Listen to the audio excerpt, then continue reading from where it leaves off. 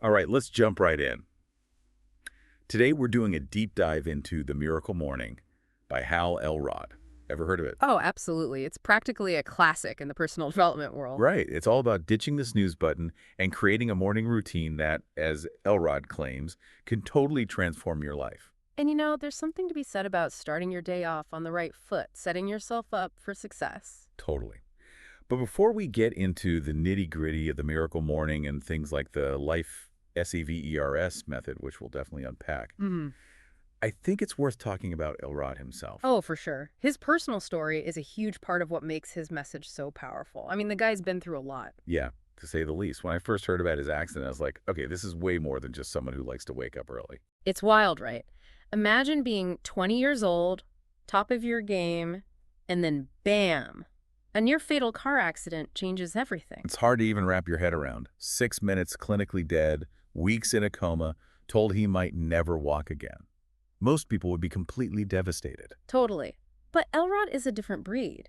He didn't just learn to walk again, he used it as fuel to become even more successful. Talk about turning adversity into motivation. He goes on to have a successful sales career, becomes an entrepreneur, writes this best-selling book, the whole 9 yards. It's incredible. It really is, and I think that's why people connect with his message so strongly. He's not just some guru preaching from a pedestal, he's living proof that you can overcome massive obstacles and achieve extraordinary things. Absolutely. Okay, so we know Elrod's got this incredible story, but what's the core argument of the Miracle Morning itself? Why should people care? Well, at its heart, Elrod believes that everyone has the potential for extraordinary success. He argues that it all comes down to personal development. And the key to unlocking that potential, it's all about how you start your day. Okay, so the morning routine is key. I'm intrigued, but I'm also thinking, isn't this a bit simplistic? Like, how much can changing your morning routine really change your life? Right. I get it. It sounds almost too good to be true, but the way Elrod sees it, how you start your morning sets the tone for the rest of your day. Okay, I could see that. Like, if I hit snooze 5 times and then rush out the door feeling stressed, the Mhm. rest of my day tends to follow that same chaotic energy. Exactly. The Miracle Morning is about breaking that cycle. It's about taking control of your morning so you can take control of your life. Elrod provides a framework, a set of tools that anyone can use to design a morning routine that sets them up for success. So it's not just about waking up early. It's about being intentional with that time. You got it. He's not saying everyone needs to become a morning person. It's about recognizing that how you spend those first few hours after waking up has a ripple effect on your entire day. That makes sense. Okay, so Elrod argues that everyone's capable of achieving extraordinary things, but that most people fall into what he calls the 5 causes of mediocrity. Can you walk us through those? What are these mediocrity traps that hold us back? Yeah, so Elrod lays out these 5 things he calls the enemies of extraordinary, right? Like these sneaky things that can sabotage our potential. Right, the things that keep us stuck in mediocrity. I like that. So what's first on his hit list? First up is what he calls, get this, the rear view mirror syndrome. Rear view mirror syndrome. Okay, what's that all about? I'm picturing someone driving with their eyes glued to the rear view mirror. Haha, basically. It's about dwelling on the past, right? Hmm. You know, those past mistakes, regrets, failures, all that stuff that keeps replaying in your head. Oh, I know that feeling all too well. It's like that saying, don't let yesterday take up too much of today. Yeah, But easier said than done, right? for sure. But Elrod's point is, we got to learn from the past, but then we got to let it go. We can't move forward if we're constantly looking backward. That makes sense. Yeah. Okay, what's next? What's the next enemy we got to watch out for? So the next one is like the ultimate productivity killer. He calls it the isolate incidents trap. Isolate incidents. Okay, you'd have to break that down for me. So this one is all about perspective. Like, say you have a bad morning, you oversleep, spill coffee on yourself, miss the bus. It happens. Oh, I've been there. Days that start with coffee stains usually don't get much better. Exactly. But here's the thing. We fall into the trap of thinking, ugh, this day is ruined. Right. Like it's this downward spiral just because of one little thing. Oh, for sure. It's like that one bad thing becomes this self-fulfilling prophecy for the rest of the day. Exactly. But Elrod's like, hold on a minute. It's just one isolated incident. Don't let it dictate your entire day, right? Shift your perspective, focus on the good, and keep moving forward. I love that. It's a good reminder that we have the power to choose how we react to setbacks. Okay, we've covered 2 of the enemies of extraordinary. What's next on the list? All right, this next one is a biggie. the lack of purpose. And I think this one really resonates with a lot of people, you know? For sure. That feeling of being lost, unsure of what you're really working towards, I've definitely been there. Totally. And Elrod argues that without a clear sense of purpose, it's easy to feel unmotivated, uninspired, even a bit lost, you know? Absolutely. It's like, why bother even getting out of bed if you don't know what you're ultimately striving for? Yeah. So how do we combat this one? How do we find that sense of purpose? Well, that's the million-dollar question, right? And Elrod offers some exercises and journaling prompts in the book to help readers uncover their purpose. But I think the key takeaway is that it takes some soul searching. Yeah, that makes sense. It's not like you can just snap your fingers and suddenly have it all figured out. Okay, we've got two more enemies to tackle. What's next? All right, the fourth one is the lack of accountability. And this ties into what we were talking about earlier with support systems. Right, like it's one thing to have goals, but it's another thing entirely to actually stick with them. Exactly. And Elrod's a big believer in finding an accountability partner, someone to help you stay on track, call you out when you're slipping, you know. No, I need one of those. Someone to hold my feet to the fire, metaphorically speaking, of course. Yeah. But seriously, it's so easy to let our goals slide when we're the only ones holding ourselves accountable. For real. And the last one, which ties into all the others, is the lack of personal development. Okay, so this is about constantly learning, growing, expanding our horizons, right? Exactly. Elrod argues that if we're not actively investing in our personal growth, we become stagnant, we stop evolving.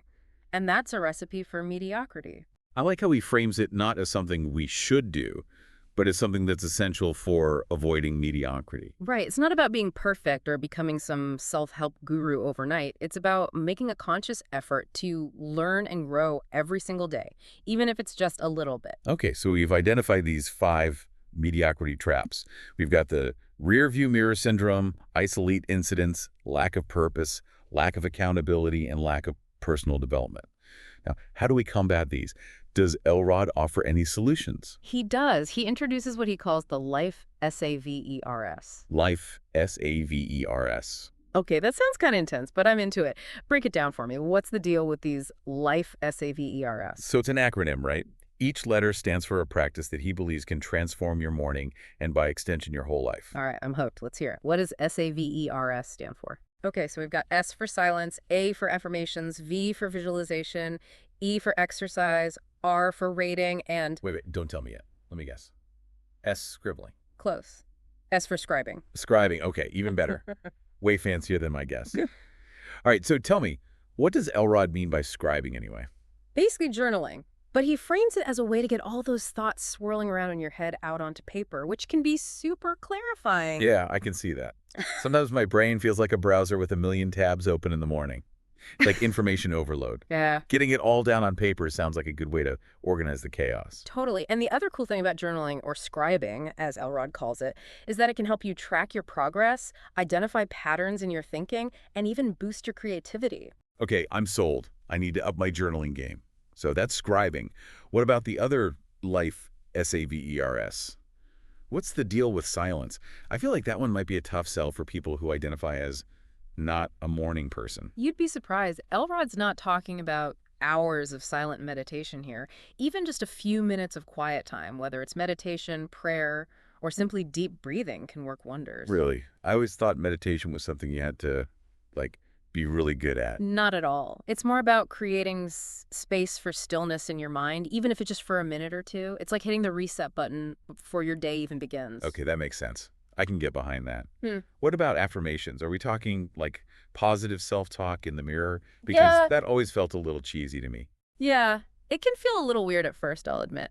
But think of it less about cheesy self-help slogans and more about consciously choosing statements that align with your goals and values. Hmm. The idea is that by repeating these affirmations regularly, you're essentially rewiring your brain for success. Interesting. So it's like giving your subconscious mind a pep talk. Exactly. You're feeding it positive, empowering messages instead of letting those self-doubting thoughts run the show. I like it. Okay, we're on a roll. What's next? Visualization, right? Yep. This one's all about harnessing the power of your imagination. Okay, this sounds kind of woo-woo, but I'm willing to hear you out. It's not as out there as it might sound. It's about creating a clear mental picture of yourself achieving your goals, like really feeling the emotions, the sense of accomplishment. Interesting. So it's like a mental rehearsal for success. Exactly. And Elrod argues that when you consistently visualize your desired outcomes, you're actually priming your brain to make those outcomes a reality. Okay, I'm starting to see how all these life SAVERS connect. So we've covered SAV. What about E?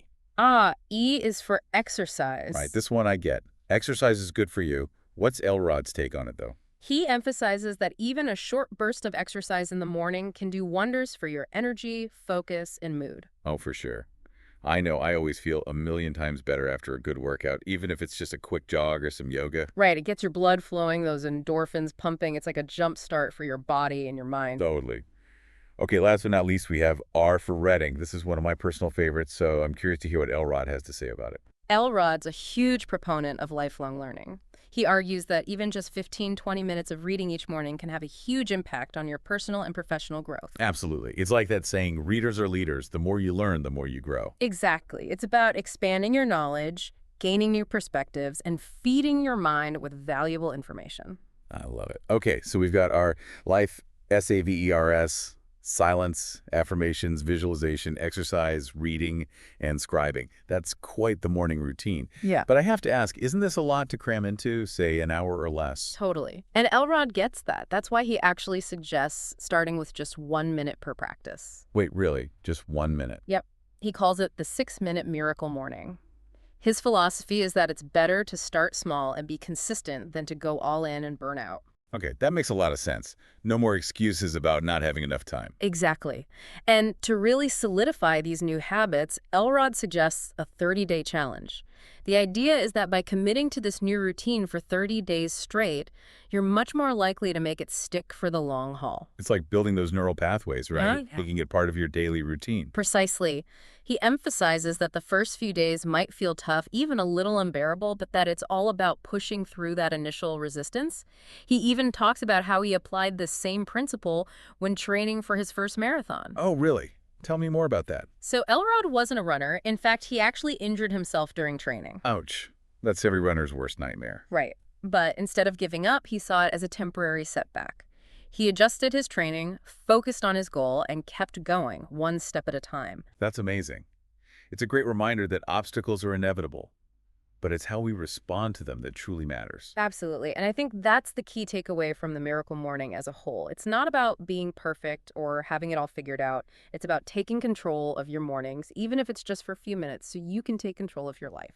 This has been such an inspiring conversation. I don't know about you, but I'm feeling motivated to step up my morning game. Me too.